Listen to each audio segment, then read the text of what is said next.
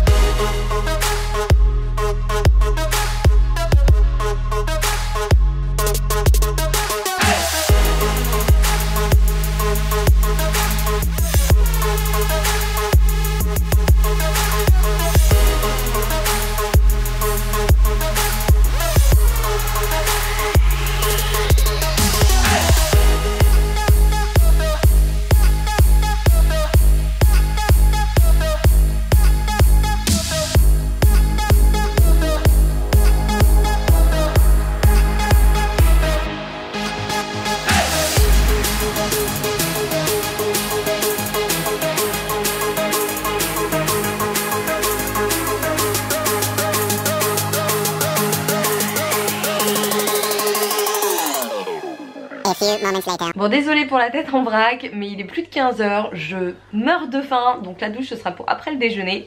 Et là je vais préparer des petites boulettes de tofu qui sont divinement bonnes, donc évidemment je vous montre la recette et c'est maintenant.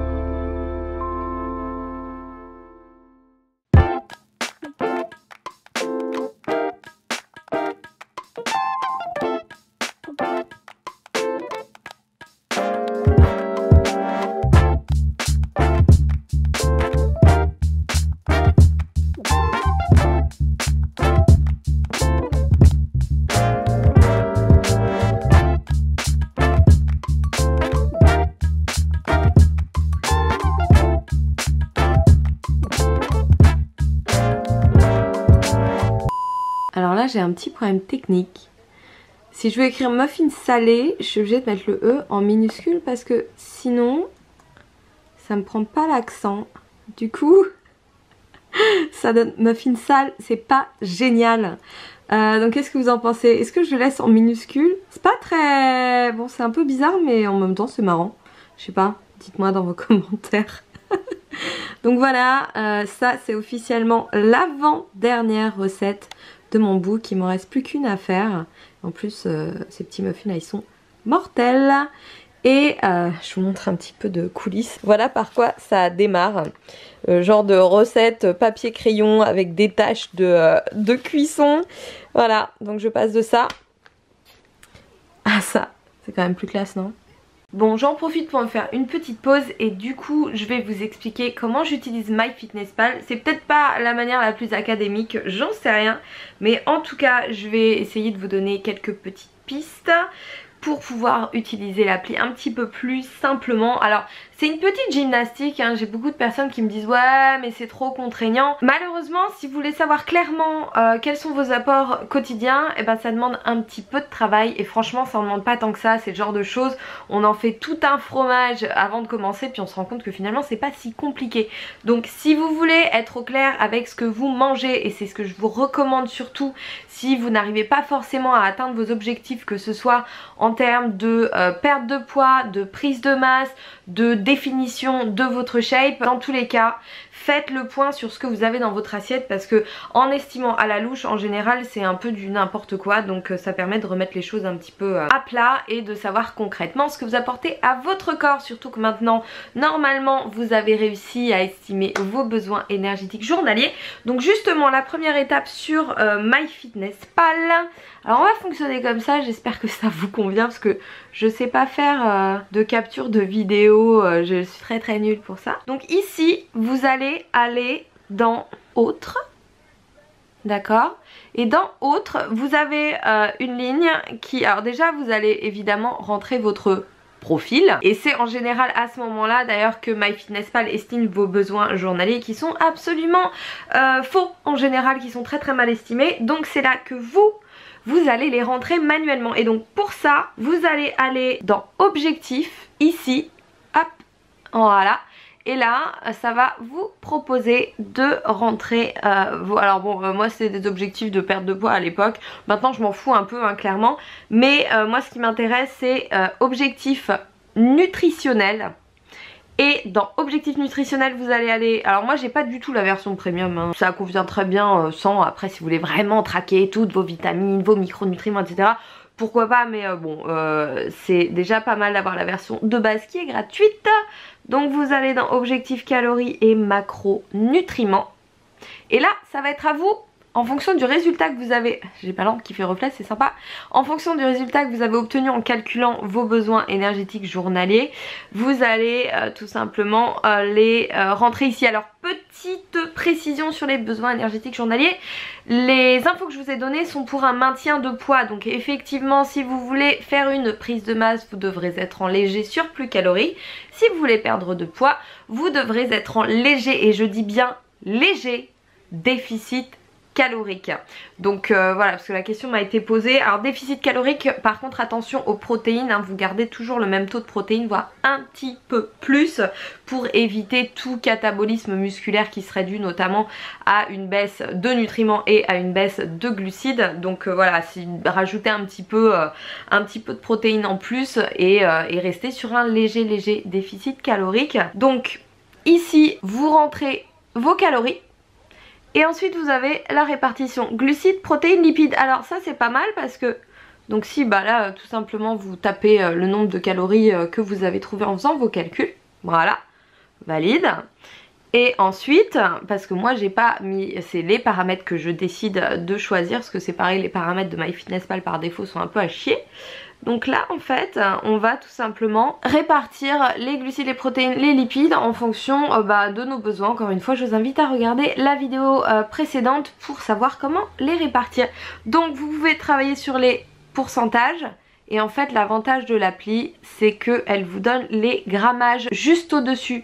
Donc que vous ayez calculé en grammes ou en pourcentage, vous pouvez régler les deux, donc ça c'est super cool.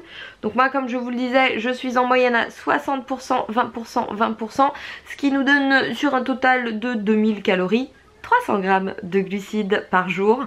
Ça c'est vachement cool. 100 grammes de protéines par jour et 44 grammes de lipides. Donc voilà, une fois que c'est fait, hop là, vous validez. J'ai loupé mon coup, allez. Et voilà. Donc là ça a mis à jour. Alors des fois il faut refermer l'appli et il faut la rouvrir pour que ça tienne compte des paramètres. Donc si vous voyez que ça ne vous a pas changé vos pourcentages, vérifiez bien, hein, retournez dans objectif, vérifiez, et si ça n'a pas changé vos pourcentages, il faudra peut-être soit refaire la manip, soit fermer l'appli et la rouvrir. Voilà, donc ensuite, bon, vous avez accueil avec les personnes qui sont inscrites. Alors je sais pas trop comment ça fonctionne. Moi je partage pas en fait mes macros parce que je les rentre pas très fréquemment. Mais vous avez une communauté en tout cas, donc si ça vous intéresse, si ça peut vous motiver, vous pouvez évidemment y adhérer. Et sinon, eh ben, ce que vous allez faire après pour rentrer vos calories, vous allez dans journal en bas et vous avez donc votre journal. Donc voici mon journal d'aujourd'hui, hein, puisque j'ai rentré tous les macros depuis ce matin. Donc ici vous avez tous les ingrédients que vous rentrez et vous m'avez vu faire l'opération tout à l'heure. Donc deux options, soit on fait ajouter un aliment. Celui-ci est un aliment frais type légumes, fruits. Donc vous tapez tout simplement le nom. Donc on va mettre banane. Banane, fruits. Évidemment, si vous voulez que ça fonctionne, si vous voulez que ce soit précis, il faut peser vos aliments, hein, sinon ça ne va pas marcher. Donc c'est plutôt une application à utiliser à la maison et vous allez voir qu'après en plus quand vous allez manger en extérieur, vous aurez une notion des quantités que vous aurez acquise en pesant vos aliments à la maison, qui font que vous pourrez estimer approximativement mais relativement précisément ce que vous mangez à l'extérieur. Donc c'est une petite gymnastique qui est intéressante à faire. Donc ici on se retrouve avec les valeurs pour, faut regarder en fait, ça dépend. Ça dépend de comment c'est rentré. Des fois il faut farfouiller un petit peu parce que ça donne les valeurs en cup, etc. Donc comme vous avez toujours plusieurs choix d'aliments de marques différentes qui sont rentrés de manière différente, si les mesures ne vous conviennent pas, regardez, il y a de fortes chances que vous trouvez ce qui vous convienne une ou deux lignes en dessous. Donc ici, hein, voilà. Bon, comme c'est un truc que j'utilise souvent, moi ça me le ressort direct. Donc moi par exemple là, j'ai utilisé, admettons que j'ai mangé une banane de 150 grammes. Donc je rentre 150 grammes, voilà, et je valide. Et là donc j'ai mes 150 grammes de banane qui me donnent les calories et les macronutriments, et je valide. On n'oublie pas de toujours valider pour que l'information soit prise en compte. Allez, et voilà, donc là j'ai rajouté ma banane à mon journal. Alors évidemment moi j'en veux pas, donc je la vire. Alors ça c'est fonctionnement iPhone, hein. Si vous êtes sur une autre marque ce sera peut-être un petit peu différent, mais ça fonctionne globalement de la même manière. Donc vous rentrez tous vos aliments. Vous avez vu qu'à midi j'ai fait une recette assez compliquée, donc j'ai tout rentré. Et je rentre au fur et à mesure quand je cuisine avant de tout mélanger, parce qu'après c'est un petit peu compliqué du coup de décomposer chaque ingrédient et de retrouver les macronutriments. Donc si vous cuisinez une recette à la maison, faites d'abord le calcul des macros au fur et à mesure que vous cuisinez plutôt qu'une fois la recette faite. Et vous pouvez même créer cette recette. Donc par exemple moi si j'avais voulu faire des boulettes de tofu, ce que j'ai fait, bon là j'ai rentré les ingrédients un par un, mais j'aurais pu tout simplement, vous pouvez même créer des repas que si vous mangez tout le temps la même chose par exemple. Donc recette, hop, et là vous avez juste à ajouter les ingrédients. Hop là, tofu, tofu, on va voir ce que ça nous donne. Hop là, et là ça me sort plein de tofu. Alors j'aurais pu passer le code barre comme vous m'avez vu le faire sur quelques ingrédients. L'avantage des ingrédients emballés c'est qu'ils ont un code barre et que du coup vous retrouvez les infos très facilement. Donc moi je scanne le code barre quand j'en ai l'occasion, et si vraiment les références n'existent pas, soit je prends un équivalent, je regarde les valeurs nutritionnelles derrière le paquet pour être sûr que les équivalents se valent. Soit en cas extrême, je rentre moi-même les macronutriments, mais c'est rarissime parce que cette application a quand même énormément de références. Donc je choisis en fait mes aliments et je crée ma recette comme ça. Donc évidemment vous mettez comme d'hab les grammages, etc. Hop, vous validez, pardon. Ah bah je suis plus dans ma recette là. Attendez. Hop la recette. Créer une recette, pardon j'avais oublié. Hop.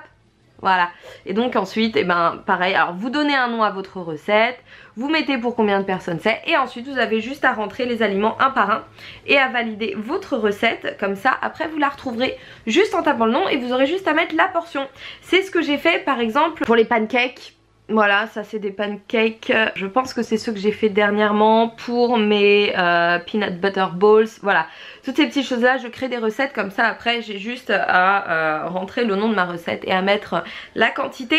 Donc voilà, pour toutes les personnes qui m'ont demandé ouais mais moi quand je fais des recettes comment je fais, et ben vous faites cette petite gymnastique une fois, vous enregistrez votre recette et comme ça après vous avez juste à la ressortir, elle est déjà prête, elle est enregistrée dans votre journal. Voilà. Ah oui, vous me demandez aussi si on rentre les aliments cuits ou crus. Tout de suite une question d'ordre pratique parce que ça revient au même. Soit vous pesez vos aliments avant et vous les rentrez donc avant cuisson, donc crus, soit vous les pesez une fois qu'ils sont cuits et donc vous cherchez la référence cuite. Par exemple, moi, évidemment tout ce qui est fruits et légumes crus, je les rentre crus, si je les mange crus. Cuits, ça dépend. Ça dépend des références que je trouve. Je sais qu'en général je les pèse crus et du coup je vais les chercher crus dans l'application. Donc ça vous avez juste à mettre par exemple brocoli. J'en ai plusieurs hein. Là j'ai les brocolis vapeur, donc ça c'est brocolis déjà cuits. Donc par exemple si je les ai fait à l'avance et que je veux les verser dans mon Buddha bowl et qui sont déjà cuits, je vais utiliser cette référence là et je vais rentrer le poids que j'ai utilisé tout simplement. Donc admettons que j'ai utilisé 100 grammes. Je mets 100 grammes. Vous pouvez changer en général hein, les valeurs ici, ça vous donne toujours un petit peu de choix. Donc voilà, faites ce qu'il y a de plus confortable pour vous et ensuite je valide. Si par contre je cuis le légume cru, et ben je le pèse cru, voilà tout simplement. Et du coup je vais chercher la référence crue. Donc là, tout simplement sur ma petite appli, je vais mettre brocoli cru. Et ben là j'ai plusieurs références. Alors des fois il y a des erreurs donc vérifiez bien hein, mais moi je me souviens qu'une fois j'avais mis des carottes crues, ça m'avait explosé mon taux de glucides. Il y avait une erreur de frappe donc il faut quand même vérifier. Si vous voyez un écart par exemple brocoli cru, en moyenne c'est 35 calories les 100 grammes. Si vous voyez des brocolis crus à 200 calories les 100 grammes, vous pouvez vous dire qu'il y a une erreur. Donc il faut quand même regarder un petit peu et être sûr de ne pas faire de bêtises. Et voilà, d'une manière pratique, par exemple là mes patates douces, je les ai pesées crues. C'était beaucoup plus pratique que de devoir me taper à les peser cuites après cuisson. Mais en général, si je fais une portion, par exemple une portion de pâtes comme les spaghettis que vous me voyez utiliser, je vais peser cru parce que ça va être la portion que je vais utiliser pour le repas. Donc je pèse avant, hop je cuis et c'est bon. Si je fais notamment des féculents, des céréales à l'avance ou même des légumes à l'avance, je les pèse cuits et je rentre du coup cuit dans mon application tout simplement parce qu'après moi je vais mettre la quantité de ce que je veux. Donc si je devais réfléchir au poids que ça pèserait cru, ce serait un petit peu compliqué. Je sais pas si vous voyez le raisonnement. Mais voilà, en tout cas moi c'est comme ça que je fonctionne. Dites-moi comment vous fonctionnez. Mais vous avez toujours les deux options. Donc après c'est vous qui choisissez. Ça revient absolument au même. C'est juste une question d'ordre pratique. Du coup, une fois que vous avez rentré tous vos aliments, alors moi je ne l'utilise pas du tout pour rentrer mes exercices, je regarde pas du tout combien de calories j'ai brûlé, aucun intérêt en tout cas pour moi en ce qui me concerne. C'est pas très précis en plus parce que vous avez rentré une activité physique, il n'y a aucun moyen de calculer précisément les calories que vous avez brûlées en faisant cette activité qui est existante dans l'application. Donc à moins d'avoir une montre traqueuse type Apple Watch, c'est très compliqué d'évaluer exactement votre dépense énergétique sur telle ou telle activité. Donc ne tenez pas compte de ça, tenez compte juste de votre objectif en calories, en macronutriments, de la répartition des macronutriments et voilà. Pareil pour l'eau, je ne rentre pas l'eau. Après ça devient de la dictature le truc, sérieux. Donc une fois que vous avez rentré tous vos ingrédients, et il y a un truc magique si vous voulez voir exactement les proportions de macronutriments. Hop là, voilà. C'est pas beau ça. Donc nous pouvons voir que pour le déjeuner que vous avez vu tout à l'heure, nous avons exactement 789 calories. Et ouais, c'est un gros déj bien généreux parce qu'il était super tard. Du coup je me suis retrouvée à manger à 16 h. Donc évidemment je ne snack pas aujourd'hui. Donc j'ai pu me permettre de me faire un bon gros déjeuner. Et sur ces 789 calories, on se retrouve avec 117 grammes de glucides, 18 grammes de lipides et 29 grammes de protéines. Donc ça c'est le déjeuner. Donc si vous voulez voir tout simplement, hop, vous faites ça. Et en bas ici, vous avez un petit camembert alimentation. Et sur ce petit camembert, ici. Je vous avais ma face en gros plan, c'est charmant dites donc hein. Bon, désolée. Vous avez donc 3 onglets, 1, 2, 3. Les calories en fait qui vous montrent un peu votre répartition en fonction de vos repas, de la quantité de calories que vous avez consommé selon vos différents repas. Donc moi vous pouvez voir que je n'ai fait que 2 repas, voilà pour le moment. Et que j'en suis à 1457 calories. Ensuite on a les nutriments.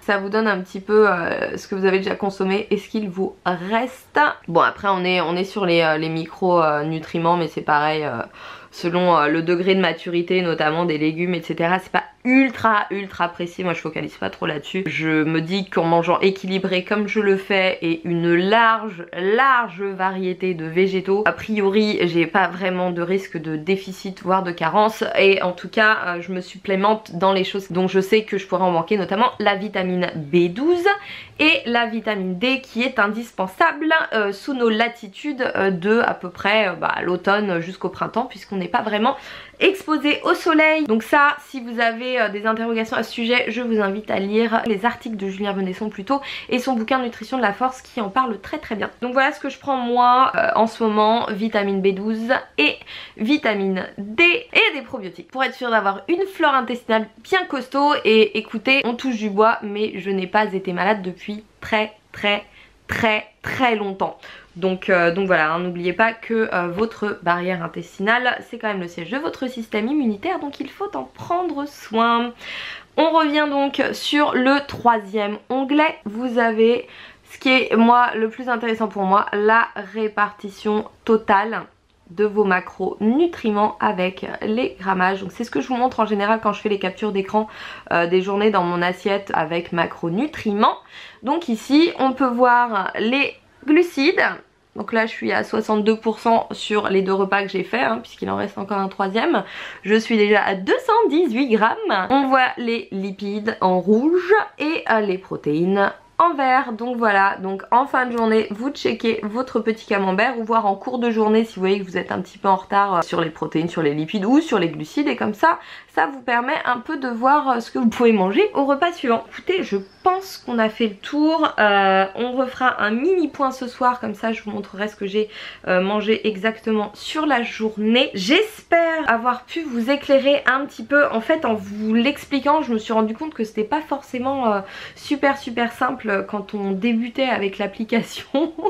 Donc n'hésitez pas à me poser vos questions en commentaire si vous avez besoin que je vous apporte plus de précision sur telle ou telle chose. Et n'oubliez pas, si vous avez des objectifs et que vous sentez que vous ramez, que vous êtes un peu largué, utilisez une application comme ça qu'il ne faut pas prendre absolument à la lettre. Attention, hein, faut pas faire une psychose comme je vous le disais la dernière fois sur les nombres que vous avez obtenus jour après jour. En général, moi comme je vous le disais, mes apports je les lisse sur une semaine parce qu'il y a des jours où je vais manger plus, des jours où je vais manger moins, il y a des jours où je vais me lâcher, il y a des jours où du coup je vais rattraper en faisant un léger déficit calorique. Donc c'est plutôt sur une semaine moi que je calcule mes apports que au jour le jour en rentrant à la calorie près.